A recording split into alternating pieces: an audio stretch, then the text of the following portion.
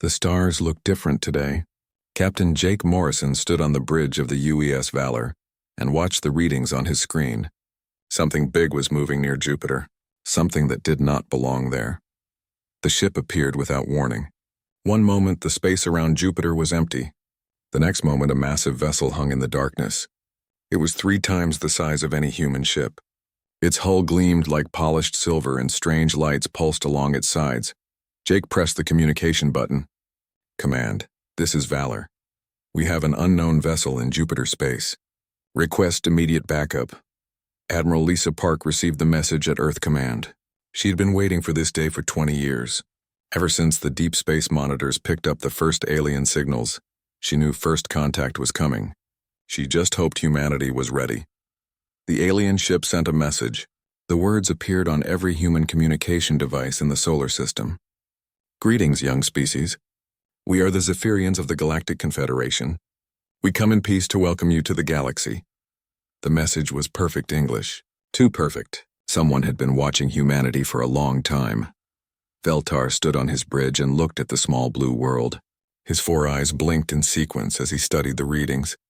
These humans were interesting. They had spread across their star system faster than expected. They had ships, weapons, and technology that should have taken them centuries to develop, but they were still young. Still primitive by galactic standards. The Confederation had dealt with hundreds of species like this. The process was always the same. Make contact, offer friendship, then slowly take control. Admiral Park called an emergency meeting. The world leaders gathered in the secure chamber beneath Earth Command. President Clark looked tired. The stress of keeping humanity's expansion secret had worn on all of them. How much do they know? Asked General Paul Jackson. Only about our home system, replied Dr. Kate Williams, the head of xenobiology research. Our outer colonies are still hidden. They think we are just one planet with a few space stations.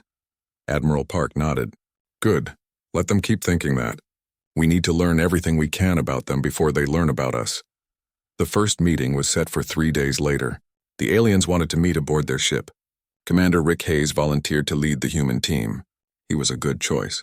Smart, careful, and hard to fool.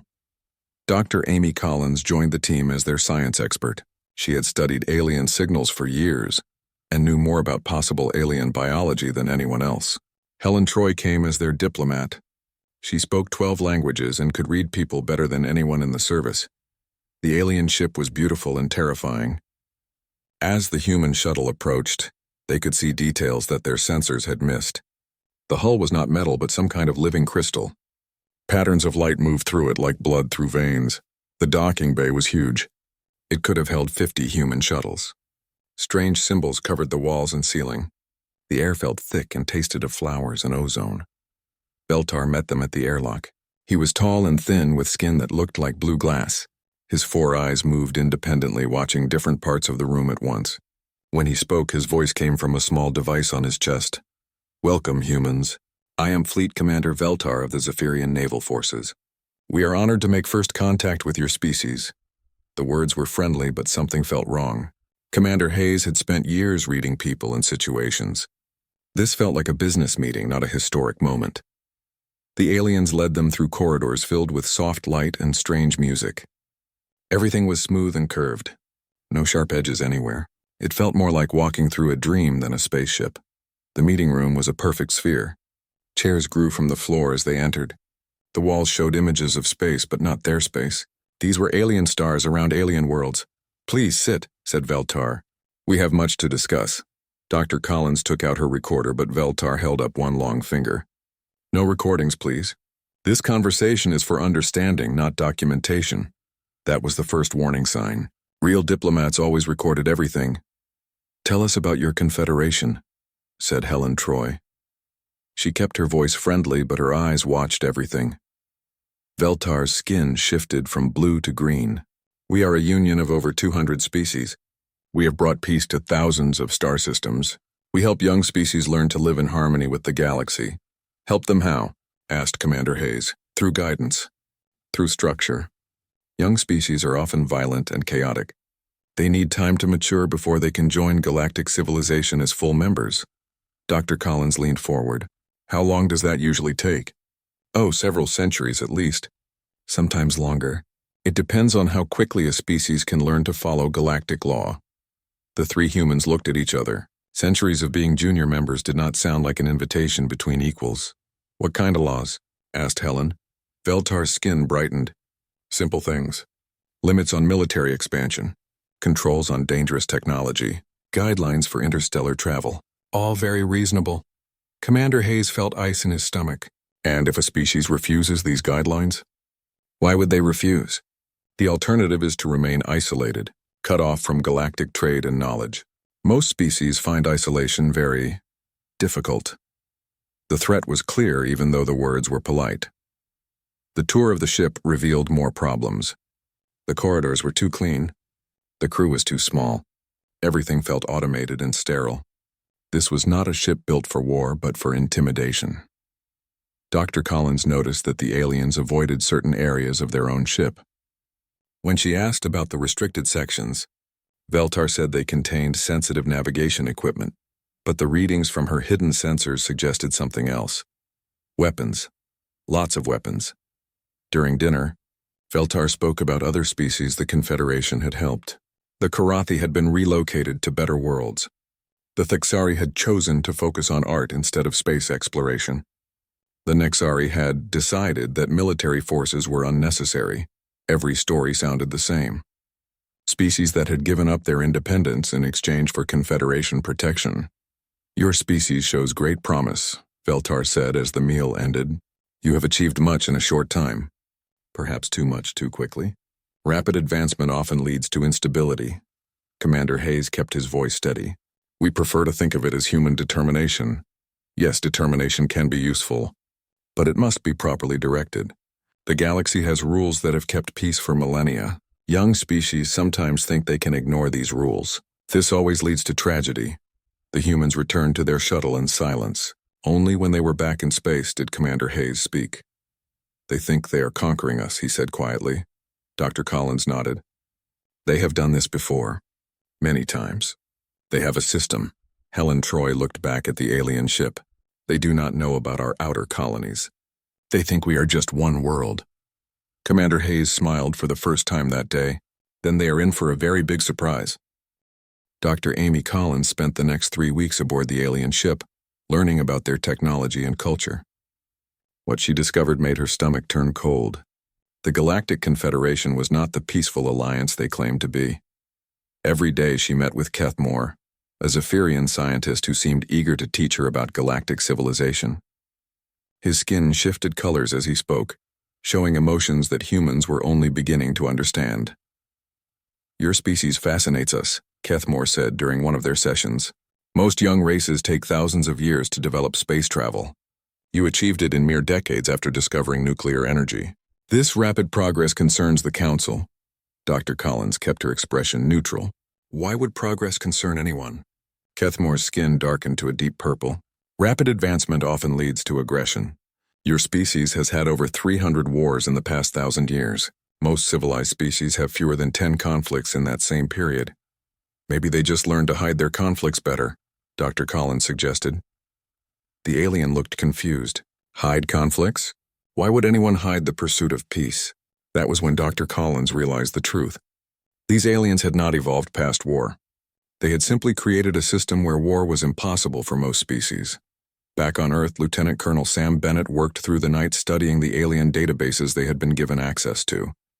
The historical records told a disturbing story. Every species that joined the Confederation followed the same pattern. First came the invitation to join galactic civilization.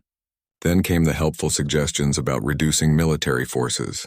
Next came the requirement to relocate populations to more suitable worlds. Finally came complete integration under Confederation oversight. The species that refused this process simply vanished from the records. Their worlds were listed as uninhabited. Their achievements were forgotten. It was as if they had never existed. Sam found references to the Devourers, a species that had supposedly gone extinct 2,000 years ago. According to the records, they had been the galaxy's most feared predators. But when Sam dug deeper, he found evidence that they had not died from natural causes. The Devourers had been systematically hunted by combined Confederation forces. Their crime was refusing to accept junior status in the galactic hierarchy. They had fought back, and for that resistance they had been completely destroyed. Captain Jake Morrison continued his patrol duties around the alien fleet, but his sensors picked up strange readings. The Zephyrian ships looked impressive, but their energy signatures revealed weaknesses. They relied heavily on automation, and had surprisingly small crews for such large vessels. More importantly, their weapons seemed designed for intimidation rather than actual combat. They were powerful enough to destroy planets, but not built for ship-to-ship, fighting against multiple opponents. Jake reported his findings to Admiral Park. "These ships are built to scare people into surrender," he said. "They are not prepared for a real fight." Admiral Park studied the tactical analysis. The alien fleet had firepower but lacked flexibility.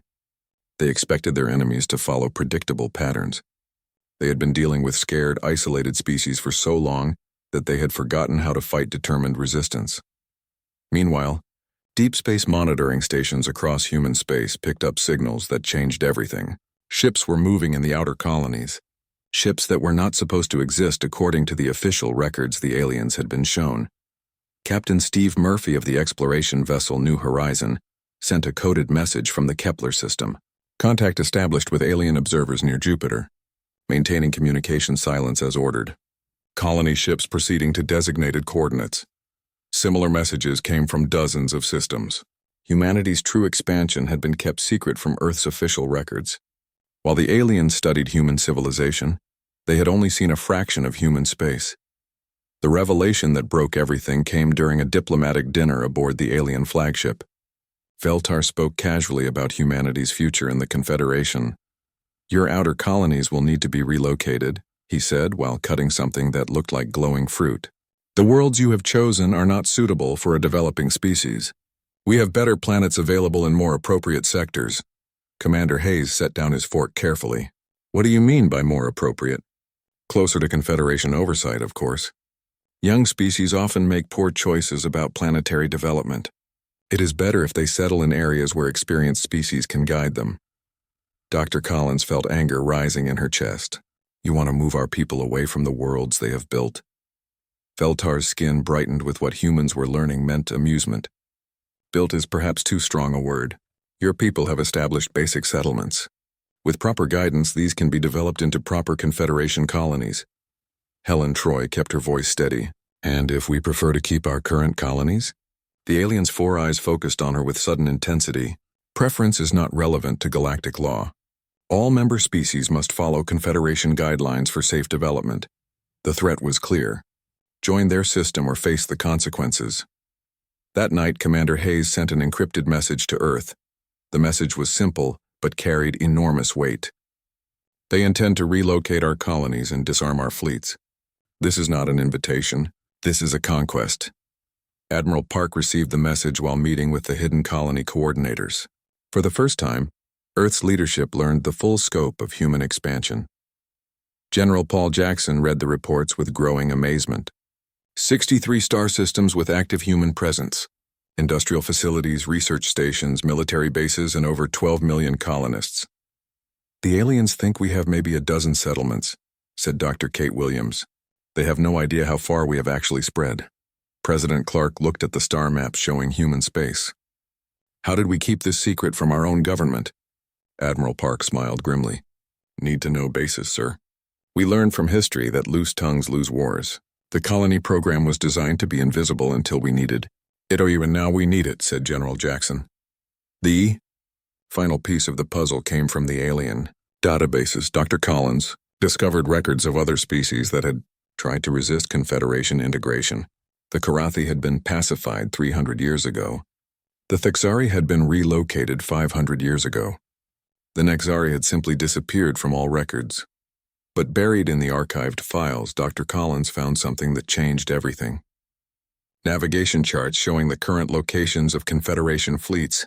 The vast empire was held together by fear and superior technology, but it was spread incredibly thin. Most member species had been disarmed so completely that they posed no threat to Confederation control. The aliens maintained order through a few mobile fleets that moved from system to system, putting down any signs of resistance. But they had never faced a species like humanity. They had never encountered a civilization that had been building and expanding, while appearing weak and contained. When Dr. Collins returned to Earth, she brought more than just information. She brought the locations of every major Confederation military base, the patrol schedules of their fleets, and most importantly, the communication codes that would let human forces coordinate across the galaxy. They think they are dealing with a single world, she told the emergency session of Earth's leadership. They have no idea they are about to face an interstellar civilization. Admiral Park looked at the strategic reports spread across the table. Human forces in dozens of systems, industrial capacity the aliens could not imagine. Most importantly, a population that had never learned to surrender. How long before they realized their mistake? Asked President Clark. Soon, said Commander Hayes. They are planning to make demands that will force us to reveal our true strength. When that happens, this war begins. The Confederation Council chamber stretched across an entire asteroid floating in deep space. Representatives from 200 species gathered in the vast hall that had witnessed the rise and fall of countless civilizations. Today they would decide the fate of humanity. Elder Mordak of the Stellari took his place at the center of the assembly.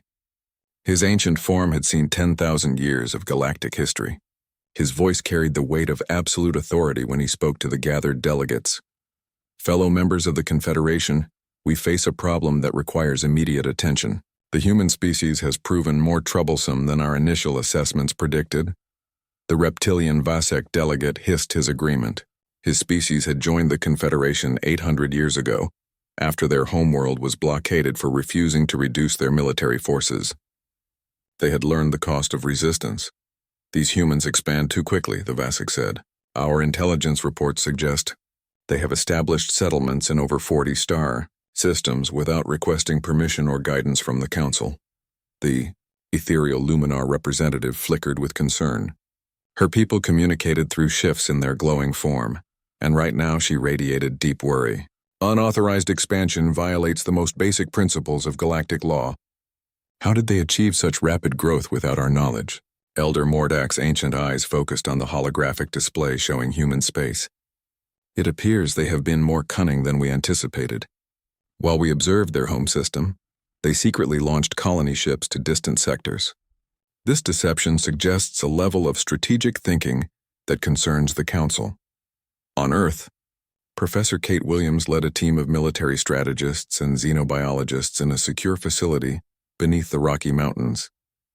They had spent weeks analyzing everything learned about the Confederation, and the picture that emerged was both encouraging and terrifying. They are not warriors, Professor Williams explained to the assembled team. These species achieved peace through submission, not through strength. They have been static for thousands of years. General Paul Jackson studied the tactical reports spread across the conference table. Static can mean predictable. If they have not fought a real war in millennia, they may have forgotten how to adapt to changing circumstances. Colonel Lisa Murphy, recently returned from a covert mission to the outer colonies, added her own observations. Our hidden bases have been watching Confederation patrol patterns for months. They follow exact schedules. Same routes, same timing, same responses to every situation. That could be our advantage, said Dr. Ben Carter, the team's strategy specialist. An enemy that never changes tactics is an enemy that can be outmaneuvered. The test came sooner than anyone expected. Veltar arrived at Earth with a formal document that he presented to Admiral Park in a ceremony broadcast across human space. The document was written in flowing script that somehow translated itself as humans read it. By order of the Galactic Confederation Council, the human species will demonstrate their commitment to peaceful integration by implementing the following measures immediately. Veltar read with formal ceremony. The demands were comprehensive and devastating. Humanity would reduce its military forces by 90%. All weapons capable of interstellar deployment would be surrendered to Confederation custody. Human settlements beyond the home system would be evacuated and relocated to Confederation-approved worlds. Most insulting of all, Earth would accept a Confederation governor who would oversee all decisions regarding technology, trade, and expansion. Admiral Park listened to the entire document without interruption. When Veltar finished reading, the silence in the room stretched for long minutes. Every human present understood that this was not a negotiation. This was surrender or war. We appreciate the Confederation's guidance, Admiral Park said finally. However, humanity must respectfully decline these terms. We prefer to maintain our sovereignty while pursuing peaceful cooperation with all galactic species. Veltar's crystalline skin shifted through several colors before settling on deep crimson. His four eyes focused on Admiral Park with an intensity that made the air feel heavy. "Perhaps you misunderstand the nature of this document," the alien said carefully. "These are not suggestions or requests. These are requirements for membership in galactic civilization. Species that refuse to comply with Confederation law find themselves unable to participate in interstellar commerce, communication, or travel. And if we choose to remain independent," asked Commander Hayes. "Independence is an illusion for young species," Veltar replied. "The galaxy is vast and dangerous. Species that attempt to survive alone often encounter difficulties that could easily be avoided through proper integration." The threat was clear, but Admiral Park had been preparing for this moment for years. "We understand the risks of independence. We are willing to accept those risks in order to maintain our freedom." Veltar stood slowly, his tall form casting strange shadows in the Earth Command Center. "I will convey your response to the Council. I hope you will reconsider before it becomes necessary to demonstrate the consequences of isolation." After the aliens departed, Earth's leadership gathered for an emergency session. President Clark looked older than his 60 years as he reviewed the situation reports coming in from across human space. "How long before they make good on their threats?" he asked. General Jackson consulted his intelligence reports. "Our sources suggest the Confederation has never faced outright refusal before. They will probably start with economic pressure and communication jamming. If that fails to force compliance, they will escalate to military action." Admiral Park activated the secure communication system that connected Earth to every human colony in the galaxy. For the first time, the full scope of human expansion was revealed to Earth's civilian government. Colony ships had been launching in secret for 30 years. Mining operations in distant asteroid fields provided resources that never appeared in official records. Research stations in empty systems developed technologies that the aliens knew nothing about. Most importantly, military bases hidden throughout human space housed fleets that the Confederation had never detected. 67 star systems with active human presence, reported Captain Dan Foster from the Colony Coordination Center. Industrial capacity equivalent to 12 Earth-sized economies. Military forces totaling over 800 ships of various classes. President Clark stared at the star charts in amazement. "We built an interstellar empire without realizing it." "We built it because we realized what was coming," corrected Admiral Park. "The moment we detected alien signals, we knew first contact would eventually lead to this choice: submit or fight." The Confederation's response began within hours. Human communication networks across the home system were jammed by alien technology. Trade routes to nearby star systems were blocked by Confederation patrol ships. Earth space stations found themselves unable to contact vessels more than a few light hours away. But the jamming only affected the official networks. The hidden communication systems linking human colonies continued to function perfectly. The aliens were cutting off a decoy network while the real human civilization remained fully connected. Dr. Amy Collins, now serving as Earth's primary alien technology specialist, monitored the Confederation jamming systems from her laboratory. They are using the same isolation protocols they have used for thousands of years. Block communications, prevent trade, wait for the target species to surrender. "How long does it usually take?" asked Professor Williams. "According to their own records, most species capitulate within 6 months. The longest holdout lasted 2 years before agreeing to full integration." Admiral Park smiled grimly as he reviewed the deployment orders being sent to human forces throughout the galaxy. They have never tried to isolate a species that was never truly isolated in the first place. The first Confederation enforcement action came at the edge of the solar system. A patrol of 12 alien ships moved to intercept a human cargo vessel leaving for Alpha Centauri. They expected the usual procedure: demand surrender, escort the ship back to Earth, demonstrate the futility of resistance. Instead, they found themselves facing 18 human warships that appeared from seemingly empty space. The cargo vessel they had tried to intercept was actually a military transport carrying enough firepower to level a small moon. The brief engagement lasted less than 10 minutes. When it was over, the Confederation patrol had been completely destroyed, and humanity had fired the first shots of an interstellar war. Elder Mordak received the news in his private chambers overlooking the void of space. For the first time in 1,000 years, a species had chosen to fight rather than submit. The ancient Stellari felt something he had not experienced in millennia: uncertainty about the outcome. The Confederation's isolation protocol began exactly as their historical records predicted. Communication networks around Earth went dark as alien jamming systems blocked all signals beyond the solar system. Trade ships found their routes patrolled by Confederation, vessels that turned back any human craft attempting to leave the home. System Commander Rick Hayes watched the alien patrols. From his hidden observation post on Europa, the patterns were identical to procedures the Confederation had used against other species for thousands of years. They expected humanity to panic, to beg for restored communications, to eventually surrender rather than face complete isolation. But Lieutenant Colonel Sam Bennett's intelligence network had been preparing for this moment. Hidden relay stations throughout human space continued to carry messages using quantum entanglement communication that the aliens could not detect or block. The Confederation was cutting off a communications network they knew about, while the real human network remained completely functional. Dr. Amy Collins made her breakthrough while analyzing captured Confederation historical databases in her laboratory beneath Cheyenne Mountain. She had been searching for patterns in how the aliens dealt with resistant species when she found something that changed everything. The galaxy's most feared predator species. The Devourers had not gone extinct naturally as the Confederation claimed. The historical record showed a systematic campaign of extermination that lasted over 2 centuries. The Devourers had been hunted across thousands of star systems by combined Confederation fleets. Their crime had been simple.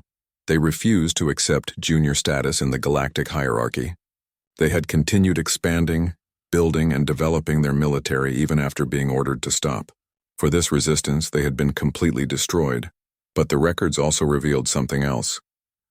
The Devourers had fought back with incredible effectiveness. Their war against the Confederation had lasted far longer than any other conflict in galactic history.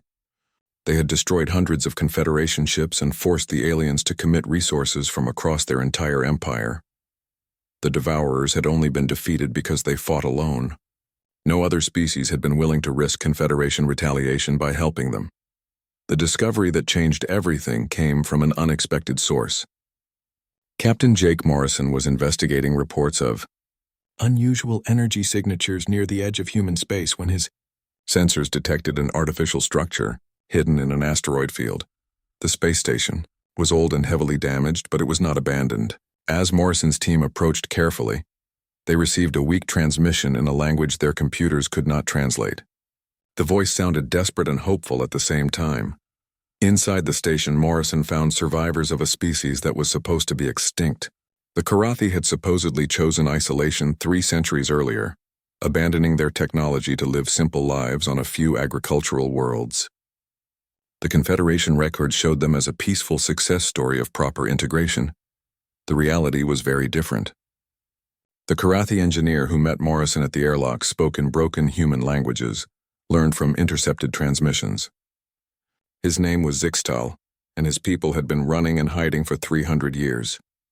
"Your people dangerous like us," Zixtal said as he led Morrison through corridors filled with jury-rigged equipment and makeshift repairs. "Confederation fear you. They fear any species that grow strong too fast." Zixtal explained that the Karathi had been forced into hiding after refusing to surrender their industrial capacity to Confederation oversight.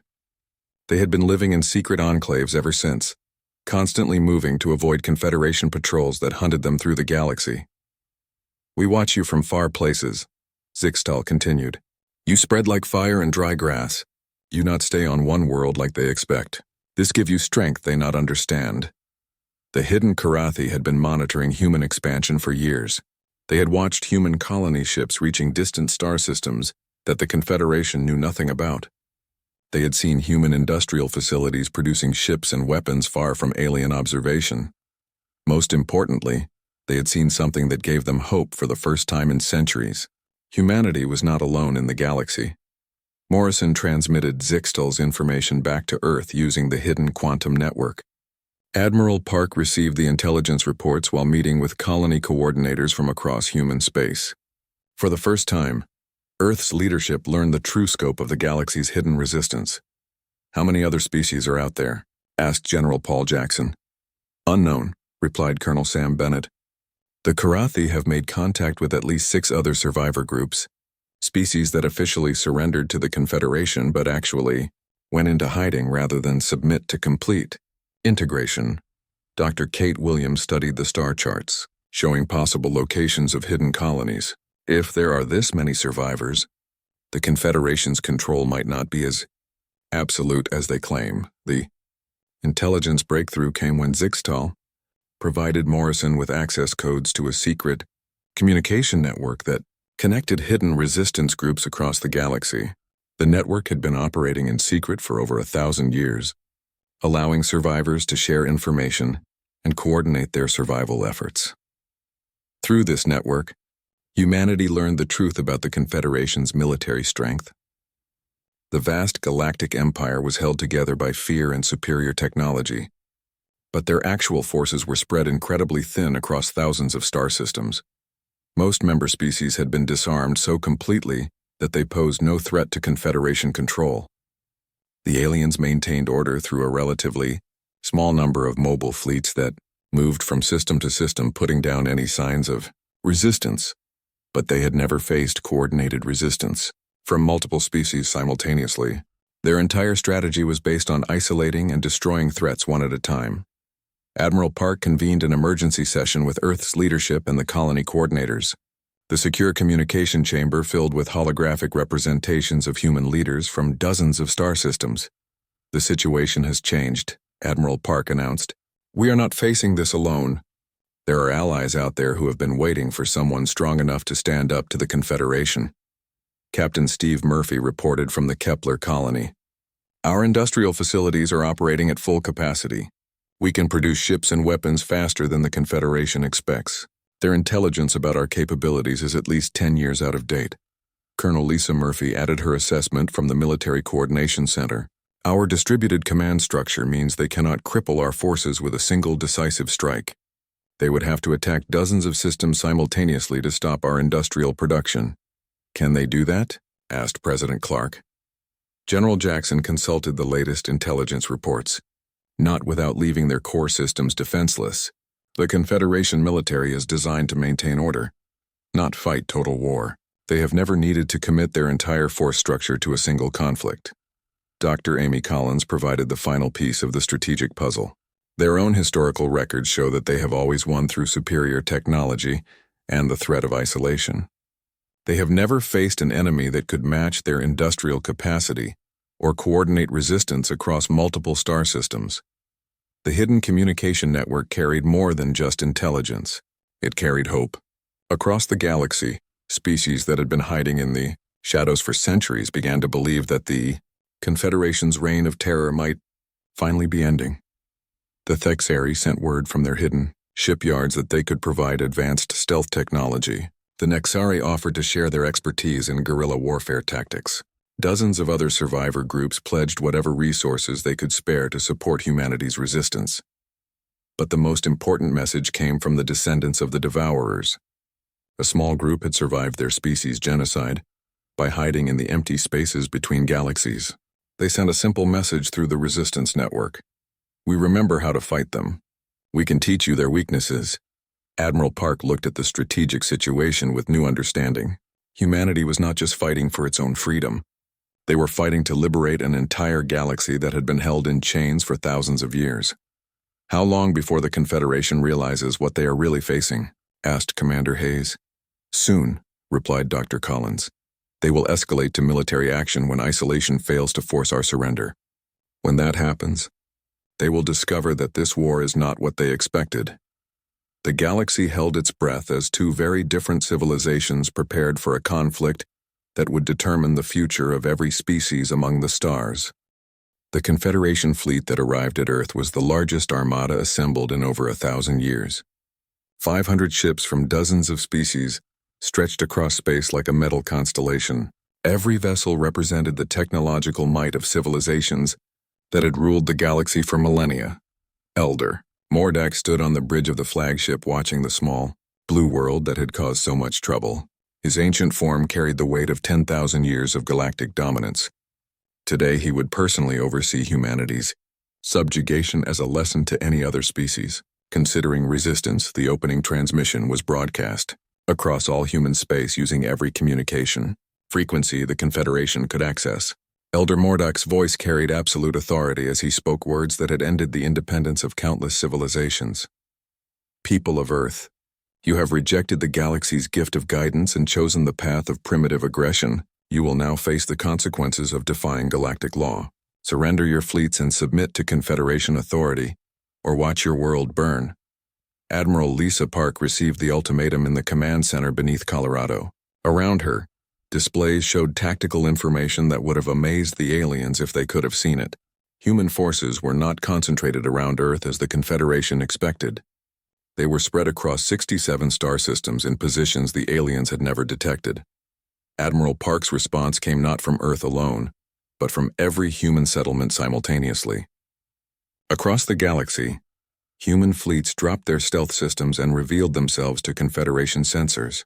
The aliens had prepared to fight a single world. They found themselves facing an interstellar civilization. Elder Mordok, Admiral Park said calmly, "Humanity appreciates your concern for our development. However, we must respectfully decline your offer of subjugation. We prefer to remain free." The shock on alien faces would have been amusing if the situation had not been so deadly serious. Confederation sensors suddenly detected human ships in star systems they thought were empty. Industrial facilities that should not exist powered up weapons that violated every assumption about human technology. Captain Jake Morrison led the first wave of human ships against the Confederation formation. His squadron emerged from behind Jupiter's moons, moving faster than alien sensors thought possible. Human ships had been designed for speed and maneuverability, rather than intimidation and comfort. "All ships, engage at will," Morrison transmitted as his squadron dove into the alien formation. "Show them what humans do when someone threatens our families."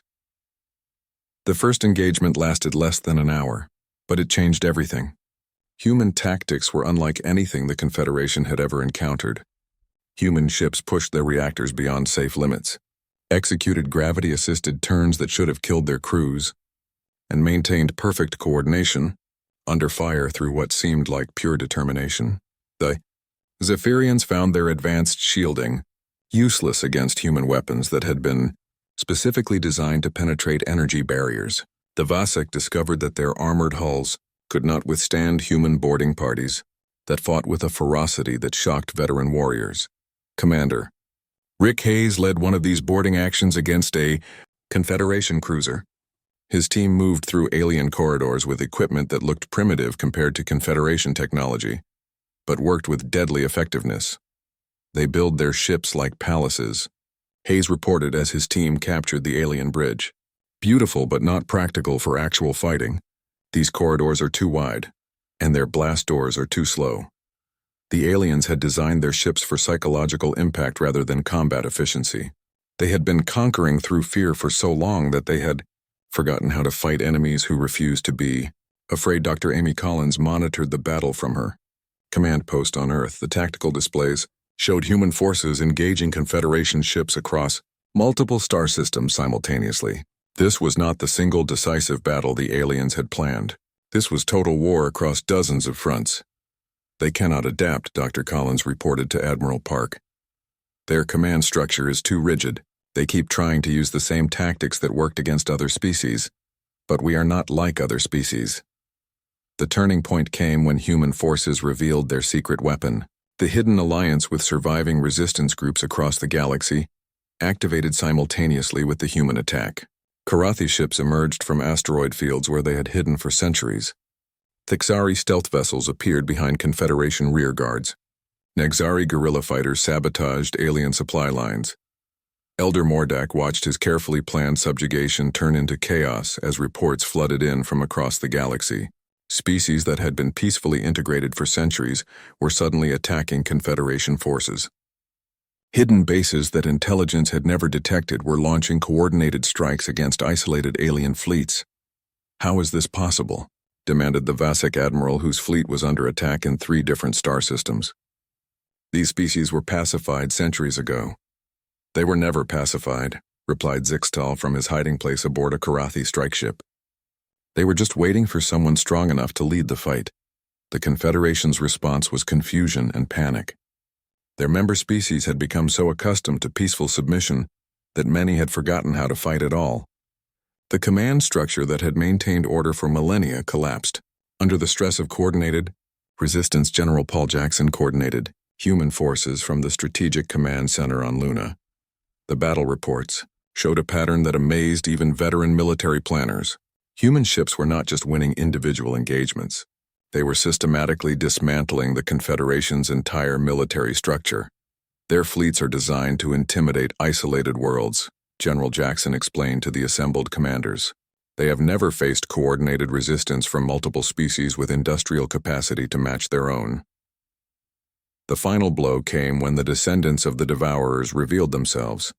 Ships emerged from the empty space between galaxies, using technology that had been refined through centuries of hiding from Confederation hunters. Their vessels moved with a grace and deadliness that reminded the galaxy why the Devourers had once been feared across the stars. The Devourer fleet leader transmitted a message that chilled every Confederation commander. We have been waiting a long time for this day. Today we settle old debts. Elder Mordak found himself facing something unprecedented in galactic history. A coalition of species that refused to submit to Confederation authority and had the military strength to enforce their refusal. The psychological advantage that had maintained alien dominance for millennia was broken. This is impossible, the ancient Stellari whispered as his flagship's shields failed under concentrated human fire. Young species do not possess this level of coordination and determination. Admiral Park's final transmission to the Confederation fleet was broadcast across the galaxy. This is Admiral Lisa Park of the Human Defense Forces. The age of galactic tyranny is over. Any species that wishes to coexist as equals is welcome to join our alliance. Those who prefer the old ways of dominance and submission are free to try their luck elsewhere in the universe. The surviving Confederation ships retreated in disorder, their commanders struggling to understand how their perfect system of galactic control had collapsed so completely. For the first time in thousands of years, the galaxy belonged to its people rather than its conquerors. In the aftermath, as human and allied fleets secured abandoned Confederation bases, the true scope of liberation became clear. Hundreds of species that had lived under alien rule for millennia were suddenly free to determine their own destinies.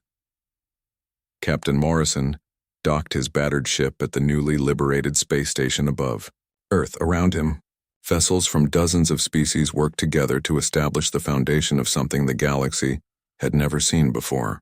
A truly voluntary alliance based on equality and mutual respect, rather than fear and submission. The aliens had made first contact expecting to add another subject species to their empire. Instead, they had awakened a force that would reshape the galaxy forever. Humanity had not conquered the stars through superior technology or ancient wisdom. They had won through the simple refusal to kneel in the revolutionary idea that all civilizations deserved freedom.